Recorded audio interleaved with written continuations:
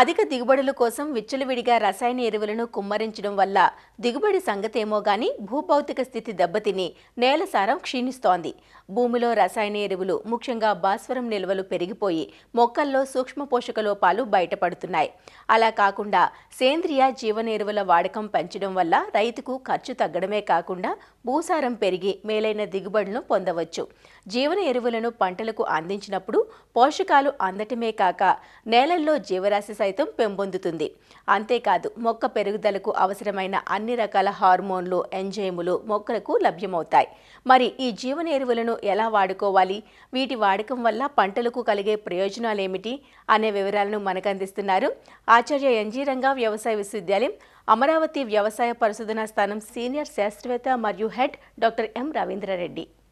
జీవన ఎరువులు అంటే బతికి ఉన్న సూక్ష్మజీవులు. ఇవి మన నేలలో నుంచి తీసుకొని వాటిని ఐసోలేట్ చేసేసి వాటిని పరీక్షలు చేసి ప్రయోగశాలలో తిరిగి రైతులకి పోషకాల కోసము ఇవ్వడం జరుగుతుంది. ఈ జీవన ఎరువులు ముఖ్యంగా 5-6 రకాలు ఉన్నాయి. నత్రజని జీవన ఎరువులు, ఫాస్ఫేట్ జీవన ఎరువులు, పొటాషియం జీవన ఎరువులు, మైకోరైజా, ఫాస్ఫేట్ మొబిలైజింగ్ జీవన ఎరువులు, తర్వాత మొక్క ఎదుగుదలకు కావలసిన రసాయనాలను స్రవించే జీవన ఎరువులు, ప్లాంట్ గ్రోత్ ప్రమోటింగ్ రైజోబ్యాక్టీరియా అంటాము.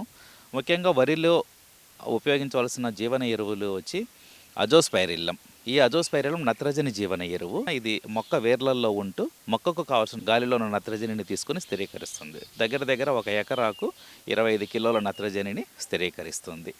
రైతులు వరి నాట్లు వేసుకునే ముందుగా దమ్ము చేసుకున్నాక ఈ అజోస్పైరిల్లం జీవన ఎరువు, తర్వాత ఫాస్ఫేట్ సాల్యుబైజింగ్ జీవన ఎరువు, తర్వాత పొటాషియం రిలీజింగ్ బ్యాక్టీరియా, తర్వాత మైకోరైజా జీవన ఎరువు, తర్వాత ట్రైకోడర్మా ఒక 2 కిలోలు, సూడోమోనాస్ ఒక 2 కిలోలు, ఈ 6 రకాల జీవన ఎరువులు కలుపుకొని పశువుల ఎరువులో పెంటపోగులో ఒక 100 నుంచి 200 కిలోల పశువుల ఎరువులో కలుపుకొని రైతులు దమ్ము చేసుకున్నాక చల్లుకొని వరి నాట్లు వేసుకోవడం వల్ల అవి మొక్కల వేర్ల దగ్గర స్థావరం ఏర్పరచుకొని మొక్క ఎదుగుదలకు కావలసిన రసాయనాలను స్రవించి మొక్కకు పోషకాలు అందిస్తూ జీవిస్తూ ఉంటాయి.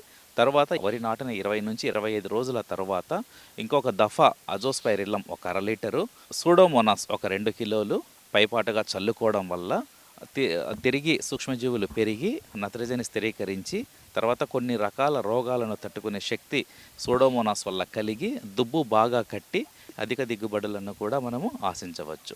తర్వాత ఈ జీవన ఎరువులు వాడుకోవడం వలన 20 నుంచి 25% రసాయన ఎరువులు తగ్గించుకోవచ్చు.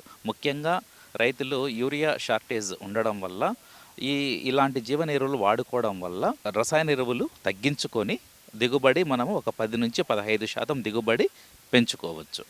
అలాగే అజోల్లా అనే ఒక జీవి, ఒక వాటర్ ఫెర్న్ అంటాం, చిన్న జీవి ఉంటుంది. అది ఎకరాకు 200 కిలోలు వరి నాటిన వెంటనే ఈ 200 కిలోలు పైపాటుగా చల్లుకుంటే 20 నుంచి 25 రోజుల లోపల అది చాపలాగా పరుచుకొని పెరుగుతుంది అన్నమాట. అలా పెరగడం వల్ల మనకి నత్రజని భూమికి అందుతుంది. అంటే అది పెరిగిన తర్వాత రైతులు నీటిని తీసివేయాలి. నీటిని తీసివేయడం వల్ల దానంతటకు అదే అజోల్లా కుళ్ళిపోయి అజోల్లా ఆకులో సైనోబ్యాక్టీరియా ఉండడం వల్ల ఆ సైనోబ్యాక్టీరియా వల్ల నత్రజని స్థిరీకరణ జరిగి అది కుళ్ళిపోయినప్పుడు మొక్కలకి నత్రజని అందుతుంది. అది కుళ్ళిపోవడం వల్ల హ్యూమస్ అనేది ఒకటి, ఆర్గానిక్ మ్యాటర్ వల్ల హ్యూమస్ అనే ఒకటి జనరేట్ అయ్యి వాటర్ హోల్డింగ్ కెపాసిటీ ఇంక్రీజ్ అయ్యి బాగా భూమి సారవంతమవుతుంది. అజోల్లా వల్ల తర్వాత కలుపు కూడా నివారణ కూడా జరుగుతుంది. అలాగే ఈ మధ్యన ప్రాచుర్యము మైకోరైజా పొందింది. ఈ మైకోరైజా కూడా వరిలో ఈ మధ్యన కొంతమంది రైతులు వాడుతూ ఉన్నారు. ఈ మైకోరైజా అనేది ఒక శిలీంధ్రము. ఈ మైకోరైజా భూమి పొరలలో ఉన్న మైక్రోన్యూట్రియంట్స్ని మొక్కకు అందించేట్లు చేస్తుందన్నమాట. అదే మెట్ట వ్యవసాయ ప్రాంతంలో అయితే డ్రౌట్ రెసిస్టెన్స్ అంటే నీటి ఎద్దడిని తట్టుకునే కెపాసిటీ ఈ మైకోరైజా ఇస్తుంది. జింక్, ముఖ్యంగా జింక్ అందుబాటులోకి తీసుకొని వస్తుంది మైకోరైజా. జింకుతో పాటు ఇతర సూక్ష్మ పోషకాలైన ఐరన్, తర్వాత మ్యాంగనీసు, మెగ్నీషియము, కాపరు ఇవన్నీ అందుబాటులోకి వస్తాయి. తర్వాత రైతులు వరి అంతా కోసిన తర్వాత ఆ వరి గడ్డిని డీకంపోజ్ చేయడానికి కొన్ని రకాల డీకంపోజర్స్ అందుబాటులో కూడా ఉన్నాయి. మన వ్యవసాయ క్షేత్రంలో అభివృద్ధి చేసిన అంగ్రూ డీకంపోజర్ ఒకటి ఉందను.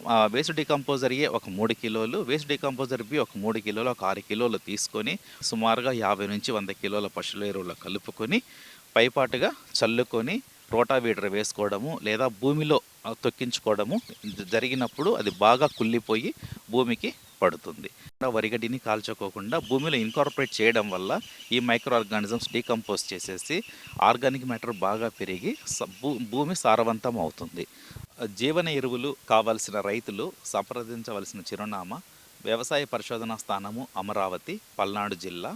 మరియు నార్త్ కోస్టల్ అంటే ఉత్తరాంధ్రలో రైతులకు కావాల్సిన వాళ్ళు ప్రాంతీయ వ్యవసాయ పరిశోధనా స్థానము అనకాపల్లి.